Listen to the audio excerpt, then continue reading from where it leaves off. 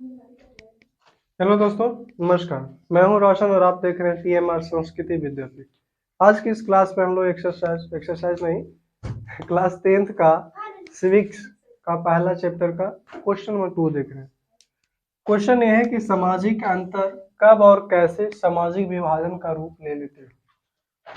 तो देखते हैं भाई साहब, सामाजिक विभाजन तब होता है जब कुछ सामाजिक अंतर दूसरी अनेक विभिन्नताओं से ऊपर और बड़े हो जाते हैं।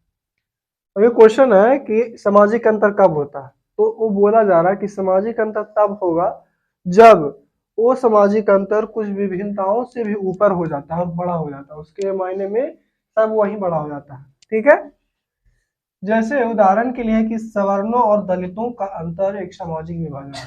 सवर्णों का मतलब है जो हर तरीके से उनको सुविधा प्रदान की जाती है ना, ऊंचे लोग होते हैं।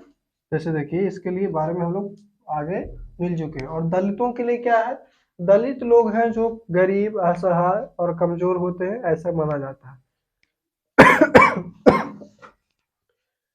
सवर्णों और दलितों का अंतर एक सामाजिक विभाजन है, क्योंकि दलित संपूर्ण देश में आमतौर पर गरीब होते हैं, है ना, वंचित होते हैं और बेघर होते हैं।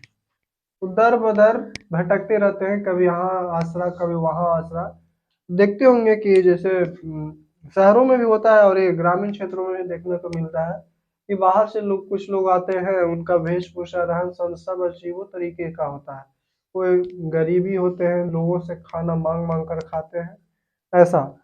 तो फिर धीरे धीरे वो क्या होता है, उनका उनका मानसिकता ऐसा बन जाता है कि हम अलग समुदाय के हैं, हमारे लिए समाज नहीं है ना।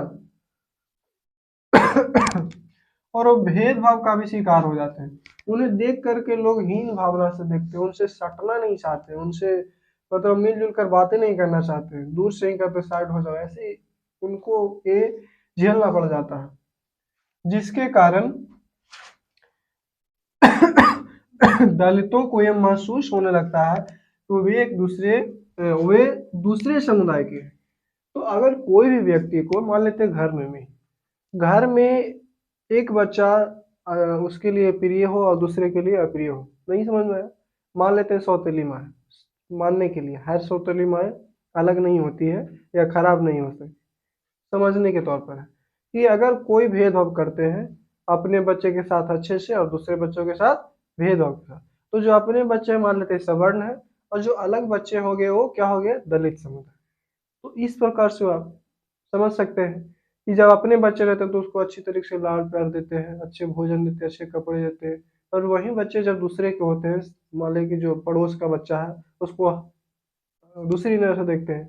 अगर हमारा बच्चा पढ़ने में ठीक है तो उसको वाह शाबाशी, अगर दूसरा का बच्चा तो ईर्ष्या होने लगती है, जलन होने लगती है कि फलना का बेटा ऐसा है, वो ज़्यादा पढ़ता, हमारा बच्चा कम पढ़ता, ऐसा महसूस होने लगता है।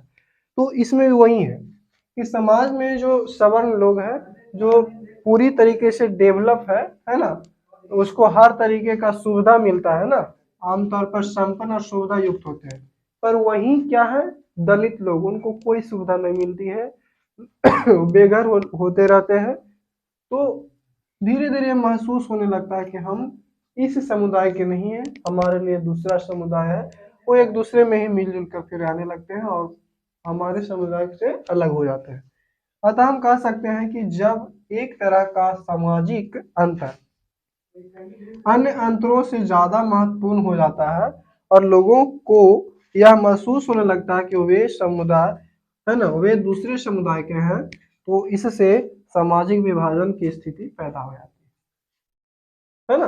तो धीरे धीरे वो बच्चा, मान लें घर में ही हो, अगर उस बच्चा को इग्नोर किया जाए तो धीरे धीरे अपना एक ही जगह पर स्थित रहेगा, किसी से ना बोल चाल करेगा जल्दी, तो अलग व्यवहार होने लगता है उसका और समझता है कि मेरे लिए कोई है ही नहीं, ऐसा मेंटली रूप से वो तैयार होने लगता है। तो धीरे धीरे वो सामाजिक अंतर ही सामाजिक विभाजन में बदल जाती है ना।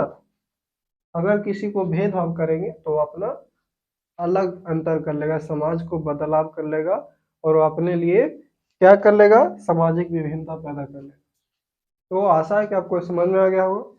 समझ में आए तो दोस्तों के साथ शेयर करें, सब्सक्राइब करना ना भूलें। मिलेंगे अगले क्लास में, तब तक के लिए जय हिंद, जय भारत।